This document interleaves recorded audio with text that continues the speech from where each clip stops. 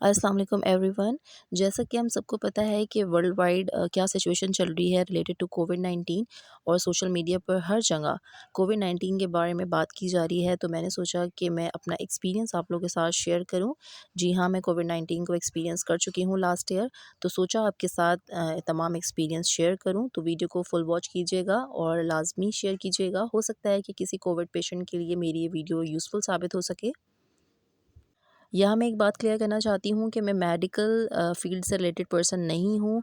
मैं सिर्फ़ जो भी इस वीडियो में शेयर करूँगी वो अपना एक्सपीरियंस होगा। जो भी मैंने कोविड-19 को एक्सपीरियंस किया वो मैं आपके साथ शेयर करूँगी। जो भी मैंने होम रेमेडीज़ यूज़ करी इस दौरान और क्या सिम्पटम्स थे मेरे, वो मैं सब आपके साथ शेयर करूँगी।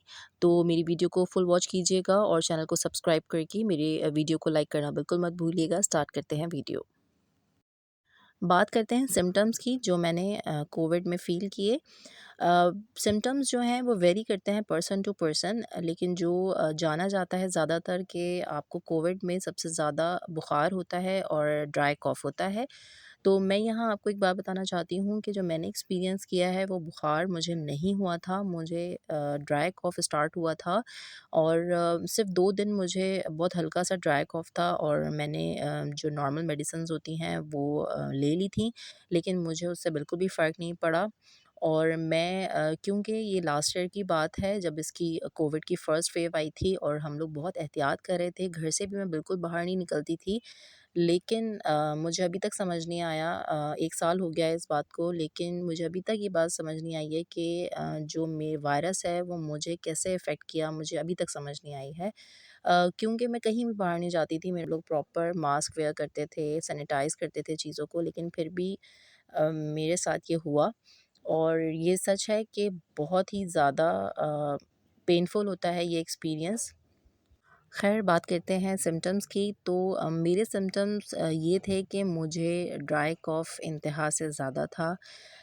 मैंने जो है वो नेक्स्ट डे ही मुझे शुरू में हल्का-सा बिल्कुल कफ़ था, फिर वो नेक्स्ट डे जो है वो ज़्यादा हो गया, फिर मुझे मजबूरन डॉक्टर को दिखाना पड़ा। डॉक्टर ने देखते ही बोल दिया कि मुझे निमोनिया हो गया है और सीवियर चेस्ट इन्फेक्शन हो गया है और मुझे क्वारंटीन को कह दिया गया। चूँकि मैं मिडिल क्लास फैमिली से बिलॉन्ग करती हूँ, तो सडनली ये न्यूज़ बड़ी ही अजीब थी क्योंकि हम लोग एक छोटे से घर में रहते हैं जहाँ बहुत मुश्किल होता है कि सबके रूम्स अलग-अलग हों। ख़ैर फिर भी मुझे जो है वो जल्दी से क्वारंटीन होना पड़ा और मुझे सबसे ज़्यादा उस वक़्त फ़िक्र ये थी क्योंकि मैं 2 दिन पहले तक जो है वो फ़िज़िकल कॉन्टैक्ट में थी अपने पेरेंट्स के साथ, अपने सिस्टर, ब्रदर्स के साथ। तो मुझे ये फ़िक्र थी कि अगर ये वायरस है तो ये मेरे किसी और फैमिली मेंबर को ना हो जाए। तो मेरा जो है वो एक एक्स-रे मुझे लिखा गया डॉक्टर की तरफ से और नेक्स्ट डे मुझे एक्स-रे के लिए जाना था। मैं क्वारंटीन हो गई थी उसी दिन और मेरी तमाम चीज़ें अलग हो गई थी। जितनी भी मेरी कपड़े पहनने होते थे, मेरे वो तमाम चीज़ें अलग हो गई थी। मेरा खाना-पीना मैं डिस्पोज़ेबल प्लेट्स में खाया करती थी, वो सब चीज़ें अलग हो गई थी और नेक्स्ट डे जब मैंने एक्स-रे करवाने जाना था चेस्ट का, तो मैं आपको बता नहीं सकती कि मुझे बहुत ज़्यादा मुश्किल हो रही थी मास्क पहनने में, क्योंकि मैं डबल मास्क पहनी हुई थी और मुझे क्योंकि अपनी सिस्टर के साथ जाना था एक्स-रे करवाने, मुझे बहुत टेंशन थी कि कहीं मेरी वजह से उसको ना लग जाए वायरस। तो मैं बहुत ध्यान से जो है वो बिल्कुल कोने पे बैठी हुई थी ऑटो रिक्शा में और हम जिस तरह पहुँचे हैं एक्स-रे करवाने और मुझे वहाँ एक्स-रे करवाते हुए भी बहुत ज़्यादा मुश्किल हो रही थी, मुझे साँस नहीं आ रही थी, मैं हल्का-सा मास्क ऊपर करके साँस लिया करती थी और मेरी ड्राई कॉफ़ इतनी ज़्यादा बढ़ चुकी थी कि मैं तकरीबन 6 रात नहीं सोई हूँ, ना दिन ना रात में मुझे नींद नहीं आया करती थी। मैं जैसे ही लेटती थी और मुझे खाँसी स्टार्ट हो जाया करती थी और इस कदर की खाँसी होती थी कि वो बिल्कुल भी नहीं रुकती थी और चाहे आप कुछ भी कर लो लेकिन वो रुकती नहीं थी। कॉफ़ के साथ-साथ मुझे डायरिया भी स्टार्ट हो गया अचानक से और मुझे मोशन और उल्टियाँ शुरू हो गईं। बुखार मुझे नहीं था, सिर्फ़ मुझे ड्राई कॉफ़ और डायरिया स्टार्ट हो गया था। डायरिया भी मुझे सिर्फ़ 2 दिन के लिए रहा लेकिन फिर ठीक हो गया। लेकिन जो मेरा ड्राई कॉफ़ था, वो तकरीबन मुझे 1 हफ़्ते रहा जिसकी वज़ह से मुझे साँस लेने में बहुत ज़्यादा मसला होता था और मेरी ऑक्सीजन तकरीबन 87-86 तक गई है, इससे ज़्यादा डाउन नहीं हुई है। अबव 90 जो है वो बहुत अच्छी होती है ऑक्सीजन, तो मेरी स्टेबलाइज़ेशन के लिए जो है वो ऑक्सीजन सिलेंडर मेरे रूम में ट्रांसफ़र कर दिया गया था, ताकि अगर मुझे कभी भी रात में ज़रूरत पड़ती है तो मैं उसको यूज़ करके अपनी ऑक्सीजन जो है वो कंप्लीट कर सकूँ बॉडी की। लेकिन अल्हम्दुलिल्लाह मुझे ऑक्सीजन सिलेंडर की ज़रूरत नहीं पड़ी थी क्योंकि मेरा ऑक्सीजन इतना डाउन नहीं था। ये हो गए मेरे सिम्पटम्स कोविड के। अब मैं आपके साथ शेयर करती हूँ जो मैंने क्वारंटीन में फ़ील की चीज़ें ड्यूरिंग कोविड-19। सबसे पहली बात, जब आपको ये अटैक करता है वायरस तो आप पैनिक हो जाते हो, आप घबरा जाते हो कि अब क्या होगा? क्योंकि हमारे माइंड में लाइक ये ऐसा हो गया है कि बहुत ही ख़तरनाक चीज़ है और है भी, पेनफुल भी है, बिल्कुल है पेनफुल। लेकिन हमें हिम्मत से काम लेना है और हिम्मत से मैं आपको बताती हूँ कि आपको किस तरह अपनी हिम्मत जुटानी है इससे लड़ने के लिए। First of all being a Muslim, आपको इस बात को समझ लेना है कि आपको अपना ध्यान कुरान की तरफ लगाना है, नमाज़ की तरफ लगाना है। अगर आप नमाज़ नहीं पढ़ पा रहे हैं तो आप इशारे से नमाज़ पढ़ सकते हैं। आप अगर कुरान पढ़ नहीं पा रहे हैं ड्यूरिंग क्वारंटीन तो आप सुन सकते हैं। मेरे लिए इस 15 दिन में सबसे अच्छी चीज़ और यूज़फुल चीज़ जो मुझे हील करने में साबित हुई है वो है सूरह रहमान।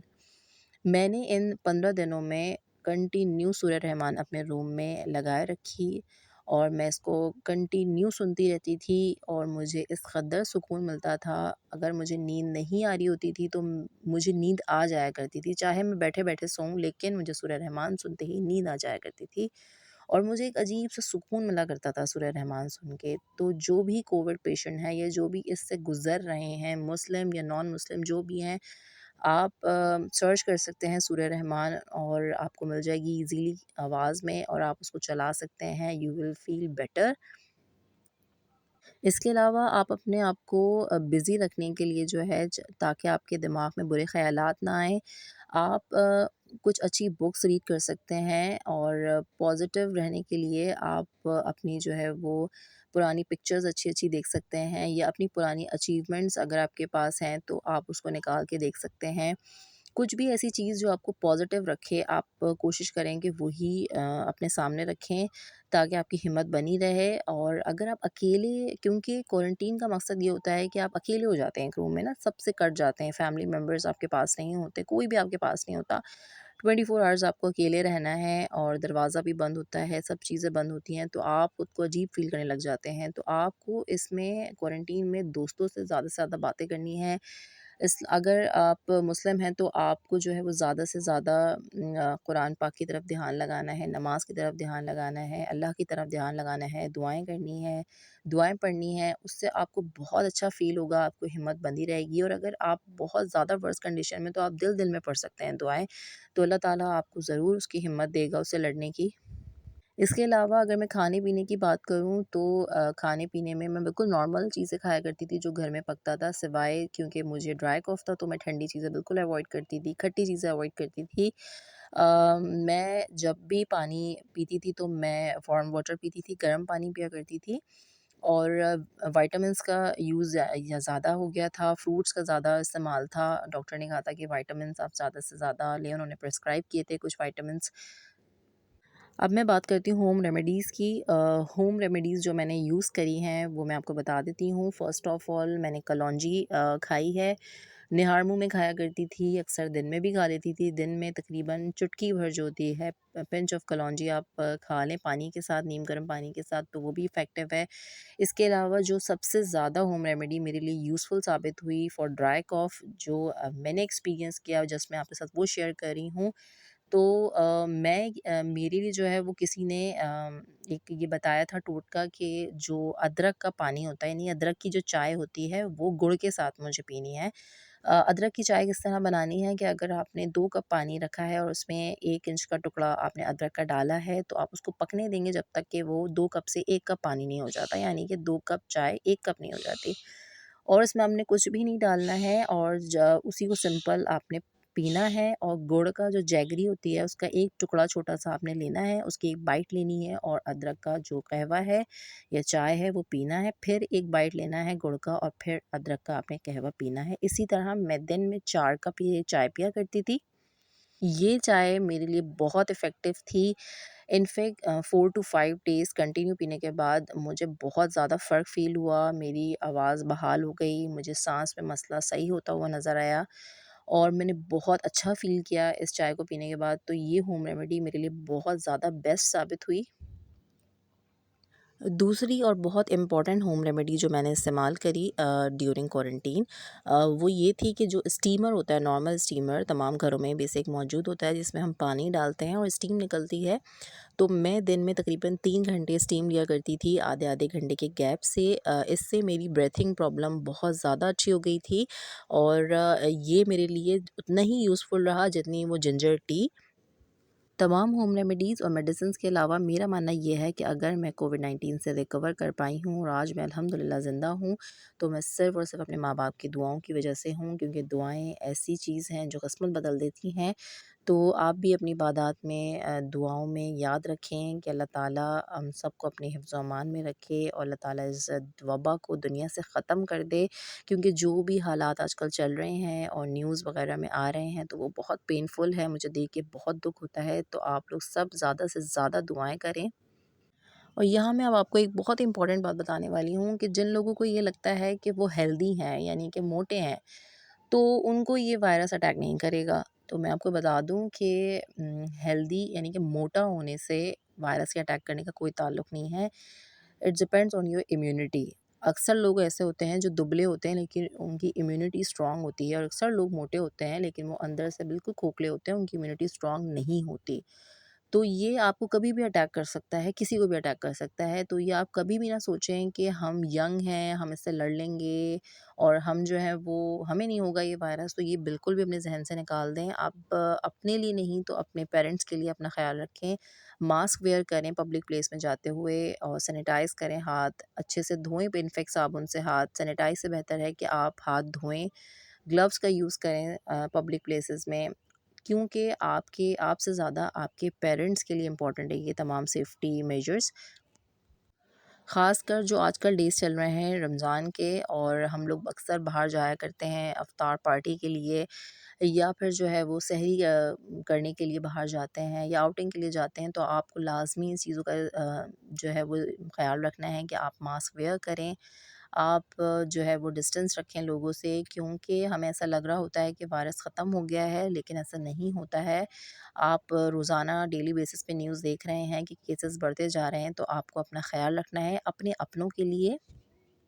मैंने तकरीबन 15 दिन क्वारंटीन किया और फिर उसके बाद मैंने निकलने के बाद रूम से खुद रूम की सफाई करी, तमाम चीज़ें डिस्कार्ड करी, जो भी मैंने कपड़े पहने थे, जो भी मेरी मेडिसिन्स थी, जो-जो चीज़ें मैंने वहाँ यूज़ की थी, वो सब मैंने डिस्कार्ड कर दी थी घर से।